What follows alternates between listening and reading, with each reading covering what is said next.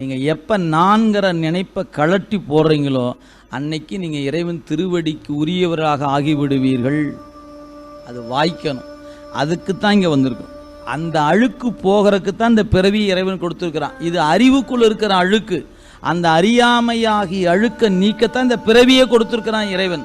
எனவே நான் தொழில் பண்ணுவதற்காக வல்ல, சாப்பிட்றதுக்கு வல்ல, தூங்குறதுக்கு வல்ல, உலக வாழ்க்கையை அனுபவிக்க வல்ல. நான் வந்த வேலை இன்னொரு தாயின் கருவறைக்கு செல்லாதிருப்பதற்கான வழியை தேட வந்திருக்கிறோம். இது யாருக்கு இதுதான் என் பிறப்பினுடைய நோக்கம் என்று தெரிந்து கொண்டால் அதை நோக்கி பயணிப்பவனுக்கு உலகில் வருகிற இன்பங்களும் துன்பங்களும் அவனுக்கு ஒருபோதும் பொருட்டா இருக்காது.